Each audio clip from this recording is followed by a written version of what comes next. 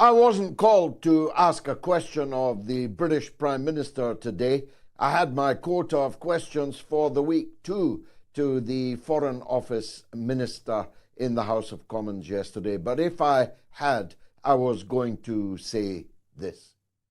We in Britain all saw what a massacre looks like in London, in Hainault yesterday, when a man with a sharp sword murdered a small child and tried to murder many more people before being stopped in his tracks, having wounded several by brave officers of London's Metropolitan Police.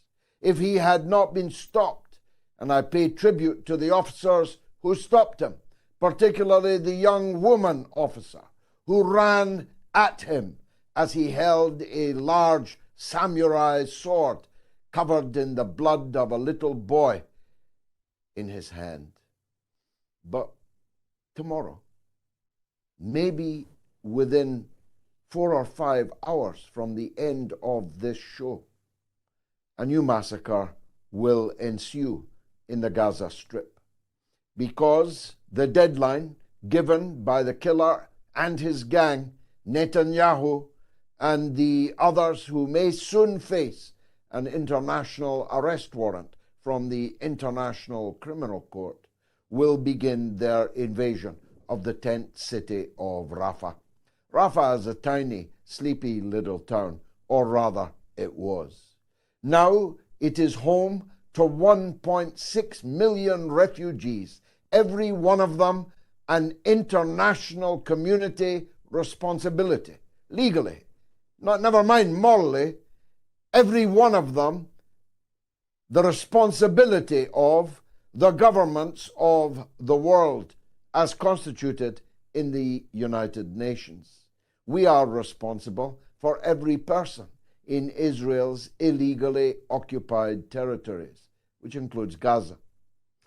The 1.6 million people who now live there largely live in tents, and we've begun to see just how little protection those tents afford the 1.6 million living therein. Bombs are dropping on tents. Firebombs are setting fire to the tents. Incendiary munition designed to set on fire tents in a massive refugee concentration are beginning to fall, and children are being scorched. I've just looked at a video of a little girl, her long hair flowing behind her, her face entirely blackened, entirely burned, every inch of her little body scorched deliberately by Israeli ordnance. The women and children who are there, and they constitute the vast majority of the 1.6 million, are looking at their watches, if they still have them, right now, wondering when daybreak comes if the Israeli army are really going to storm such a concentration of defenseless and vulnerable people. They've heard, of course, the President of the United States say that an invasion of Rafah would be unacceptable to him. They've heard the Prime Minister of the United Kingdom say that he is completely opposed to an invasion of Rafah. They may even have heard from the Deputy Foreign Minister in answer to my question yesterday that it is impossible to see, he said, how any invasion of Rafah could be in compliance with Israel's responsibilities under humanitarian law. The question, though, is what, if anything, are these leaders or anyone going to do about it if and when Netanyahu's invasion begins? Don't imagine that the men there will go down to the biggest slaughter seen in the world since the Second World War without a fight. There must be fighters in Rafah. Otherwise, Netanyahu would presumably have turned his gaze elsewhere, to the West Bank, to Jerusalem, to Lebanon, or somewhere he would have a man to fight, wouldn't he? He wouldn't be invading if it was only women and children there. Would he? Maybe he would. But I'm pretty sure that there are men who are ready to defend their families in the face of the Israeli army onslaught expected within hours. The Israeli armed forces will suffer a high toll. 12 of them were already medevaced out of the outskirts of Rafah this very day, seriously wounded in some cases, stretcher cases, all of them. There will be many more. There will be many more Israeli invaders laid in their graves, disabled, suffering amputations, and perhaps above all, suffering mental illness from the trauma, the battle trauma that they are about to face. But of course, when your adversary has no air force, has no navy, has no artillery, has no air raid shelters, the outcome can only be one thing, which is mass slaughter. That the Israelis are capable and willing to commit such slaughter is already a commonplace. We have seen them doing it, even in hospitals. We have seen them doing it.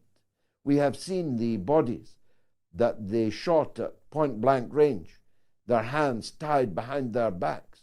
Many of them doctors still in their medical clothes. We have seen many prisoners executed, shot dead, and laid in shallow graves. Maybe they even made them dig the graves before they killed them. We know that the so-called most moral army in the world is in fact the world's most immoral army. We know that they will not shrink from committing genocidal crimes because we've already seen them doing it. So the big question is, what will President Biden, what will Prime Minister Sunak, what will Leader of the Opposition Starmer in the UK Parliament do about it? Will they continue business as usual with the killer Netanyahu?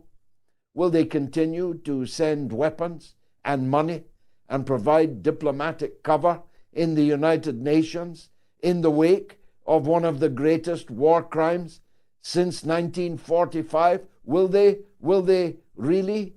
Well, yes, of course they will, because we've already seen them doing it. There is no need to look in the crystal ball. We can read the record of this last 6 months and more. We have seen so far that there is no crime so great, that there is no sin so venial, that Israel's Western partners and allies will not continue to facilitate it, enable it. And we know from the Western media that there is virtually not a single journalist who will stand out against it, who will report it truthfully, who will cry out in support of the oppressed, the dead, and the dying. They are with the killers. And if there is any journalist who decides that this far but no further, if there is any broadcaster who decides that they cannot continue to lie about crimes on this scale, they will be swiftly removed from their positions, as has already happened. Again, you don't need a crystal ball.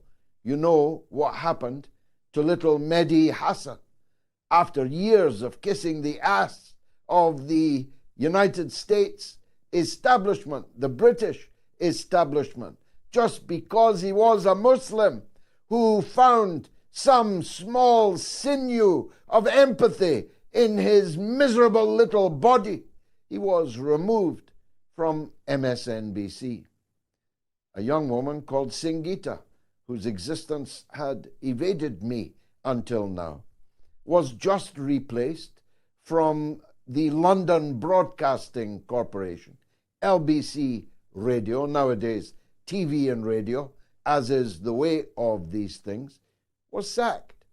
without any fanfare, without any announcement. She interviewed a spokesman for Netanyahu's government. She asked him a couple of absolutely ordinary professional questions, but the Israelis protested and Singita is no more. But hey, hallelujah, she's been replaced by Vanessa Feltz, a foghorn shill for Netanyahu, for Israel, and for their crimes. That's what will happen to any journalist who steps out of line. And that's why virtually none have stepped out of line, and in the hope that no others follow. Anybody who has stepped out of line. Ditto in the political process. If you are in the American Congress, AIPAC will spend any money necessary, millions of dollars, to completely unknown congressional opponents so that they can prove that standing up against Israeli crimes doesn't pay. You will lose your place in the legislature. You will lose office. You will lose all that comes with that office. And ditto here in the British Parliament. I am one of a tiny handful that you could count on one hand, certainly on two hands, who are ready to get to their feet and incur the wrath of the Israel lobby in Britain. 80% of all Conservative MPs are members of the Friends of Israel. Who knew? Anybody who knew the history of the British Conservative Party, anyone who'd visited the golf clubs of the Conservative MPs, could never have guessed that though you will not find a Jewish member in that golf club, you can be sure that the Member of Parliament is fully loyal to the State of Israel. 37% of Labour members of Parliament, almost 4 in 10, are members of the Labour Friends of Israel. But at the top ranks of the Labour Party, you simply will not be allowed to sit unless you have pledged your loyalty to a foreign state, moreover a state condemned by the International Court of Justice, sent for trial, having plausibly, in the words of the court, committed the high crime, the highest crime of genocide, sent for trial on genocide. But you will never be allowed to sit anywhere near the top of the table in the opposition Labour Party in Britain unless your loyalty to Netanyahu and his murder gang is guaranteed. So, no wonder then, given that most politicians are self-serving careerists, small businessmen and women, who are in it for the dough, who are in it for the kudos, who are in it for the best seat in the restaurant, who are in it for someone in a uniform calling them sir, who have not a scintilla of political or ideological belief or principle. No wonder then that so few of them are ready to risk their place in the political class. And so we have a scene of desolation, a scene of desolate silence about these crimes that I'm talking about. I saw the little scorched girl only because I'm on social media. She will never even be talked about, still less shown on any television channel. She will never feature on the front or even page 38 of any British newspaper. Her agony cuts no ice with the political and journalistic class in Britain. Her pain doesn't matter to them. Her blood is worthless to them. How else can it be that she will never be reported on?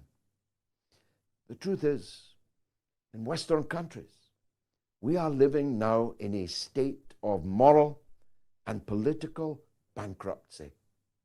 If we were a company, we'd be declared bankrupt. We have nothing of value about us anymore.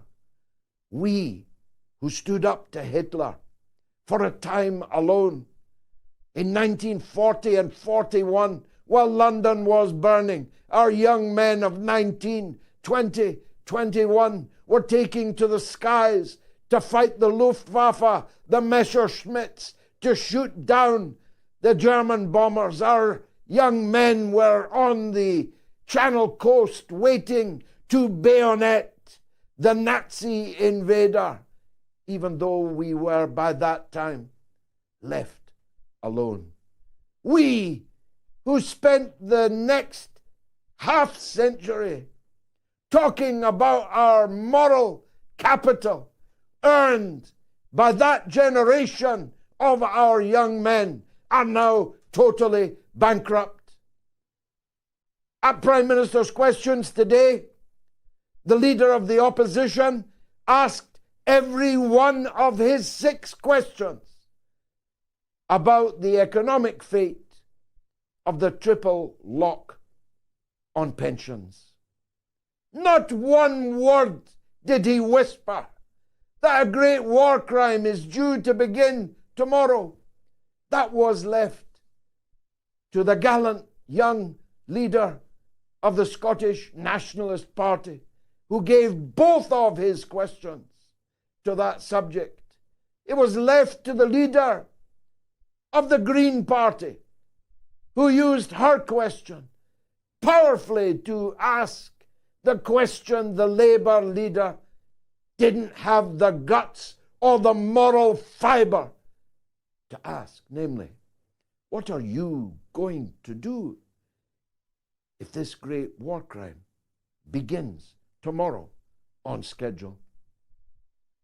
And we have seen fascism come to America. The sons and daughters of the American people have been clubbed, have been shot with rubber bullets so far, have been gassed, have been attacked by fireworks, attacked by injected, diseased rodents released into their midst, have had their water cut off, their electricity cut off, their food forbidden, starving as if they were in Gaza. Who ordered it? Joe Biden and his Democratic Party, factotums in the governor's halls, in the Senate and congressional offices of the Democrats, supported, just like here in Britain, by the party that gets paid a public salary to oppose the actions of the government, to hold the government accountable.